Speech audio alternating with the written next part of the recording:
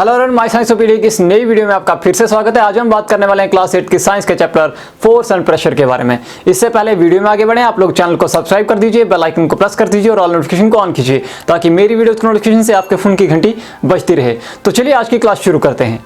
इससे पहले हम आज की क्लास की बात करें, हम थोड़ा सा रिकॉल करते हैं। आपने क्लास 7 में पढ़ा था हाउ ऑब्जेक्ट्स मूव, चीजें जो हैं वो कैसे मूव करती हैं, या how can we decide whether a given object is moving fast और स्लो। हम कैसे डिसाइड करते हैं कि एक चीज फास्ट चल रही है या स्लो चल रही है। साथ ही साथ एक गिवन टाइम में एक ऑब्जेक्ट ने जो डिस्टेंस ट्रेवल किया वो उस ऑब्जेक्ट की क्या चीज इंडिकेट करता है, ये आपने क्लास 7 में ऑलरेडी पढ़ लिया है। अब हम ये भी जानते हैं कि एक जो बॉल जब ग्राउंड पे रोल कर रहा है तो कुछ देर अगर हम उसको डिस्टर्ब नहीं करेंगे तो वो थोड़ी देर जाने के बाद स्लो डाउन हो जाता है या रुक जाता है, या वो अपनी डायरेक्शन जो है, मोशन की जो डायरेक्शन है वो चेंज कर देता है, या दोनों चीजें कर सकता है। स्लो भी होगा और साथ साथ डायरेक्शन भी चेंज होगी। क्या आपने कभी सोचा है कि ये किसी चीज का स्लो हो जाना या किसी चीज का फास्ट हो जाना या किसी चीज की मोशन की डायरेक्शन चेंज हो जाना ये कैसे होता है? चलिए हम कुछ और एग्जांपल्स की बात करते हैं। हमारे पास फुटबॉल है, हम उस फुटबॉल को मूव कराने के लिए क्या करते हैं? हम फोर्स लगाते हैं। अगर एक मूविंग फुटबॉल है, अगर वो चल रहा है ऑलरेडी, हम उसको और तेज चलाने के लिए क्या करते हैं? हम उस पर और फोर्स लगाते हैं। हमारे पास गोलकीपर है, वो उस बॉल को रोकता है गोल पोस्ट में जाने से, तो कैसे रोकता है? वो उस पर फोर्स लगाता है। ठीक है। हमारे पास फील्डर है जो बैट्समैन से का हिट किया हुआ बॉल रोकता है, तो वो उस पर फोर्स लगाता है। ठीक है। इन सभी चीजों में, या एक हॉकी का प्लेयर है वो अपनी हॉकी स्टिक से बॉल को फ्लिक करता है तो वो उस पर फोर्स लगाता है। इन सभी चीजों में क्या हो रहा है? या तो बॉल की स्पीड तेज की जा रही है, या तो उसको स्लो किया जा रहा है, या डायरेक्शन ऑफ मोशन को चेंज किया जा रहा है। तो जब भी ये चीजें होती हैं तो हम कहते हैं कि इन चीजों को करने के लिए हमने फोर्स लगाई है। इस चैप्टर में हम पढ़ेंगे कि फोर्स क्या होता है और इसका क्या इफेक्ट है जब ये किसी बॉडी पे एक्ट करती है। तो सबसे पहले फोर्स है क्या, हम इसके बारे में बात करते हैं। तो चलिए अब हम यहां कुछ एग्जांपल्स की बात करते हैं, जैसे कि lifting of bucket of water, एक पानी की बाल्टी का उठाना, पुलिंग ऑफ डोर, दरवाजे का खोलना, opening of refrigerator door, refrigerator के दरवाजे का खोलना, पिकिंग ऑफ बुक, किताब का उठाना, या kicking off football, closing the door of refrigerator, pressing the brake pedal, या पुशिंग द वुडन बॉक्स। ये सारी चीजें हैं, इनमें हम फोर्स का इस्तेमाल कर रहे हैं।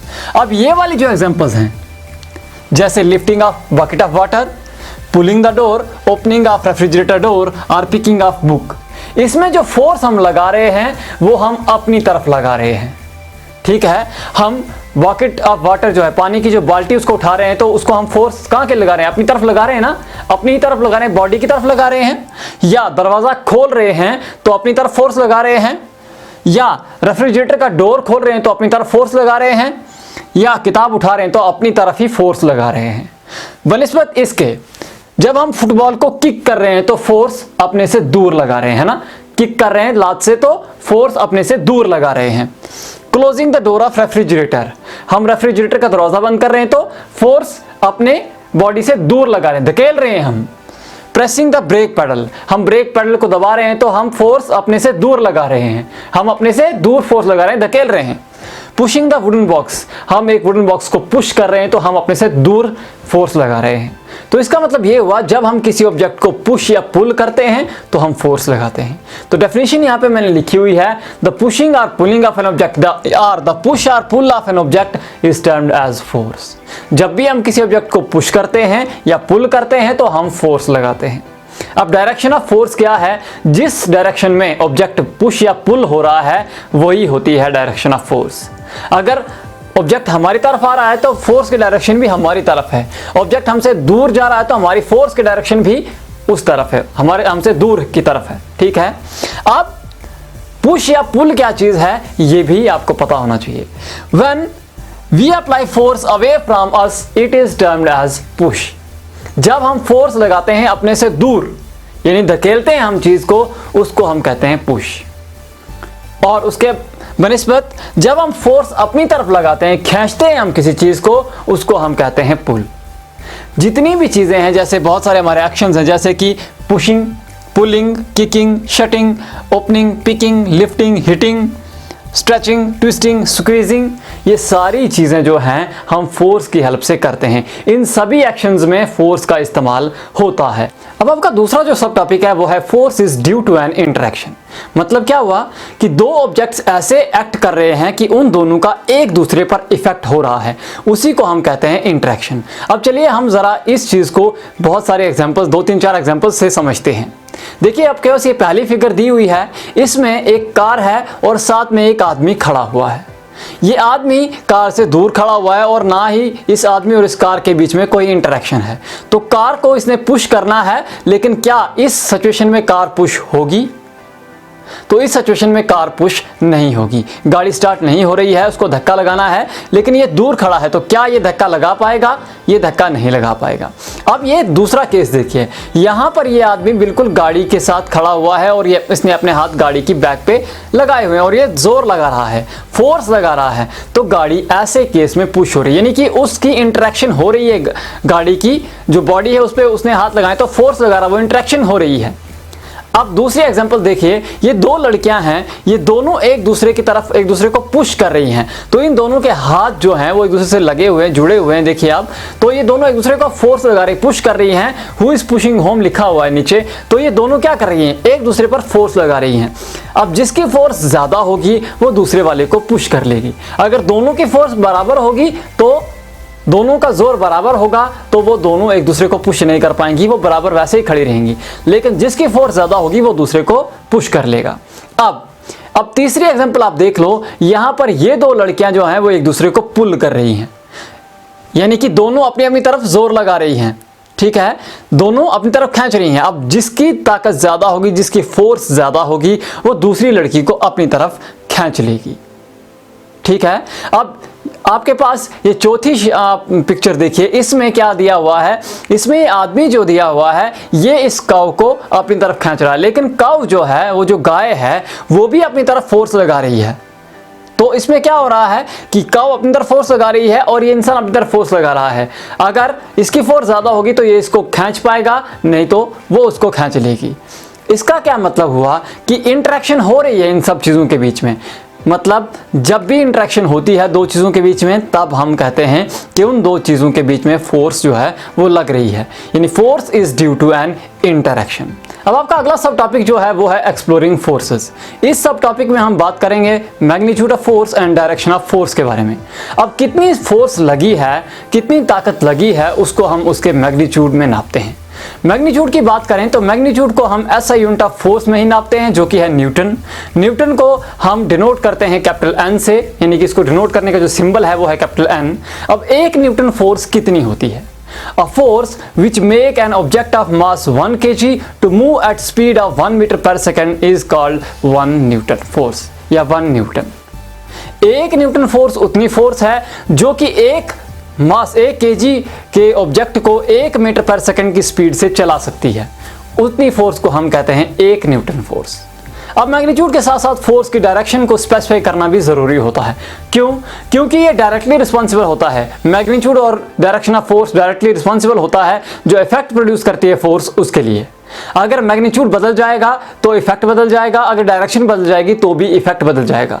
चलिए हम थोड़ी सी एग्जांपल से ये चीज समझते हैं। यहां पर ये वुडन बॉक्स है और दो फोर्सेस पे एक्ट कर रही हैं इन सेम डायरेक्शन, तो जो इफेक्ट होगा फोर्स का वो इस पर, ये दोनों फोर्सेस जो हैं वो ऐड हो जाएंगी और ज्यादा फोर्स इस पर लगेगी। दूसरे केस में हमारे पास ये वुडन बॉक्स है और दो फोर्सेस अपोजिट डायरेक्शन में एक्ट कर रही हैं, एक यहां से एक्ट कर रही है, दूसरी यहां से एक्ट कर रही है। तो क्या होगा, जो रिजल्टेंट फोर्स है वो इन दोनों के बीच का डिफरेंस होगा। यहां पर दोनों फोर्सेस ऐड हो रही हैं क्योंकि एक ही डायरेक्शन में लग रही हैं तो ज्यादा ताकत लग रही है, लेकिन यहां पर अपोजिट डायरेक्शन में लग रही हैं तो रिजल्टेंट क्या होगा, रिजल्ट जो नेट फोर्स है वो क्या होगी, वो दोनों के बीच का डिफरेंस होगी। यहां पर ये गेम है टग ऑफ वार कि मैंने यहां पे एरो से सिंबल स्पेसिफाई इसको किया है, आपके बुक में इसकी पिक्चर दी हुई है। टग ऑफ वार में दो टीम्स रहती हैं, दोनों टीम्स अपनी अपनी तरफ फोर्स लगाती हैं, ये इस तरफ लगा रहे हैं, ये इस तरफ लगा रहे हैं, तो नेट जो रिजल्टेंट फोर्स है वो क्या होगी। अगर दोनों की फोर्स बराबर है तो रिजल्टेंट फोर्स जो है वो 0 होगी। अगर जिसकी फोर्स ज्यादा है वो दूसरी वाली टीम को अपनी तरफ खींच लेगी। तो यहां से हम तीन चीजें कंक्लूड करते हैं। पहली चीज हम कंक्लूड करते हैं, the net force or resultant force acting on object is sum of two applied forces if both forces are applied in the same direction। यानी कि the resultant force or net force acting on an object is sum of two applied forces if both the forces are applied in the same direction। अगर दोनों forces एक ही direction में apply हुई हैं तो क्या है, सम ऑफ फोर्सेस। जो नेट फोर्स है वो सम ऑफ बोथ द फोर्सेस। जैसे यहां पर एक 3 न्यूटन सपोज करो अप्लाई कर रहा, दूसरा 2 न्यूटन अप्लाई कर रहा, तो इस पे टोटल 5 न्यूटन फोर्स अप्लाई हो रही है। दूसरा केस क्या है, द नेट फोर्स और resultant force acting on an object is difference between two applied forces if forces are applied in opposite direction. अगर फोर्सेस अपोजिट डायरेक्शन में लगाई जा रही हैं तो नेट फोर्स क्या है, नेट फोर्स है हमारे पास जो दोनों के बीच का डिफरेंस है, वो नेट फोर्स है, वो रिजल्टेंट फोर्स है। सपोज करो यहां पर 3 न्यूटन फोर्स यहां से लग रही है, 2 न्यूटन फोर्स यहां से लग रही है, 2 न्यूटन फोर्स यहां से लग रही है, तो इस पर रिजल्टेंट फोर्स कितनी होगी, 1 न्यूटन होगी। किस डायरेक्शन में, इस डायरेक्शन में, क्योंकि इस डायरेक्शन की फोर्स ज्यादा उसकी कम है तो वो उसको हम ये न्यूट्रलाइज करके 1 न्यूटन फोर्स उस तरफ लगाएगा। अब यहां पर टग ऑफ वार में मान लो दोनों टीम्स 3-3 न्यूटन की फोर्स लगा रही हैं, 3 न्यूटन ये भी लगा रही है, 3 न्यूटन ये भी लगा रही है, ये एक टीम है, ये दूसरी टीम है, तो क्या होगा, नेट रिजल्टेंट फोर्स 0 होगी। यही चीज यहां पर मैंने लिखी हुई है, द नेट फोर्स और resultant force acting on an object is 0 if two applied forces are equal and in magnitude and opposite in direction. अब टग ऑफ वार में क्या होता है, 2 टीम्स हैं, एक यहां पर एक यहां पर, दोनों रस्सी को खींचती हैं अपोजिट डायरेक्शन में, ठीक है। अगर दोनों की फोर्सेस इक्वल होंगी तो जो नेट फोर्स है उस रस्सी पर वो कितनी होगी, वो 0 होगी। तो ये तो हो गया आज की क्लास की बात, लेकिन जाने से पहले वीडियो को लाइक कीजिए, कमेंट कीजिए, शेयर कीजिए, साथ ही साथ चैनल पर पहली बार आए तो चैनल को सब्सक्राइब कर दीजिए, बेल आइकन को प्रेस कर दीजिए और ऑल नोटिफिकेशन को ऑन कीजिए। फिर मिलते हैं एक नई वीडियो में नए टॉपिक के साथ, लेकिन तब तक के लिए अलविदा।